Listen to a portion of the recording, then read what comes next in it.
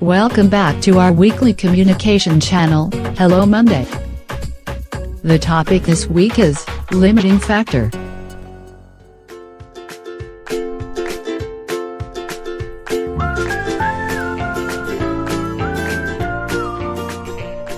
Limiting factor is common in our everyday life.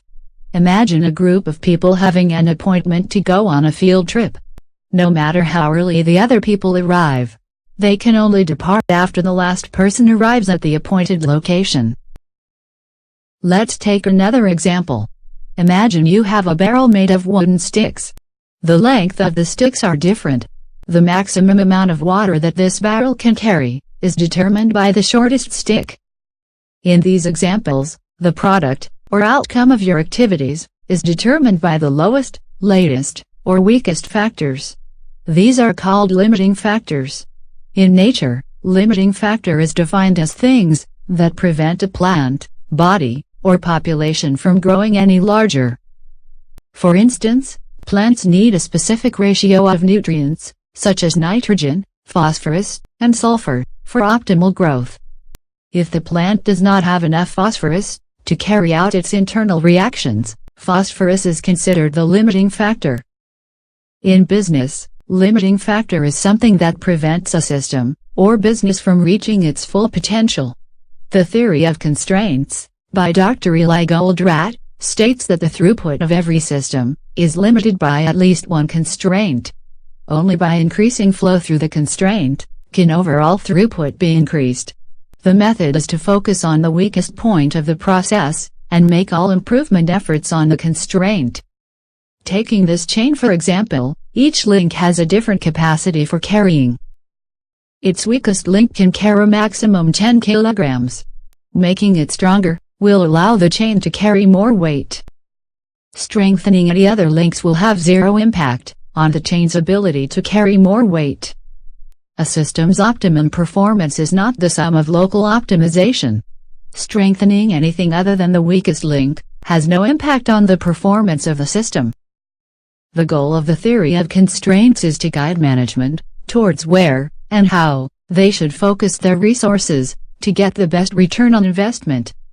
It's easier to manage when only need to pay attention to the few things that matter, instead of wasting their time focusing on everything.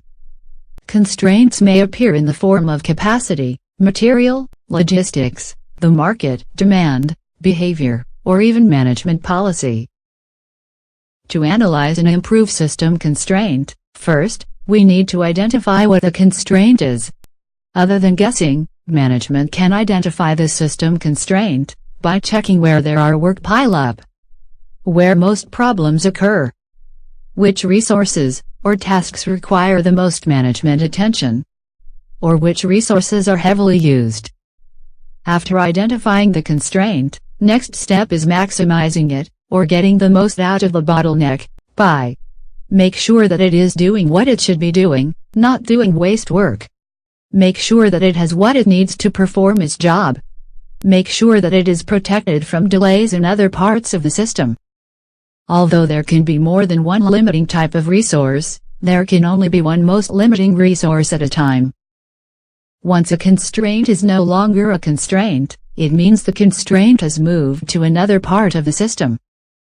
Last but not least, theory of constraint is also applicable to the individual. What is preventing you from achieving your fullest potential? Remember that training course abroad? You could have been chosen, but lost the opportunity to someone younger, less experienced than you, because he had better English skills?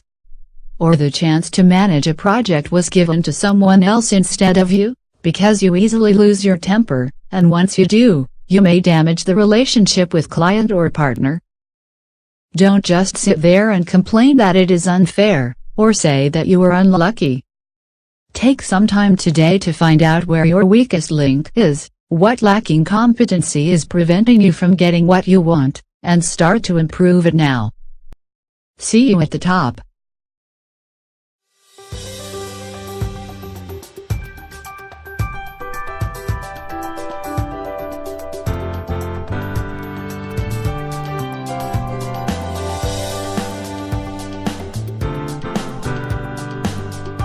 See you next time with one of our Hello Monday topics.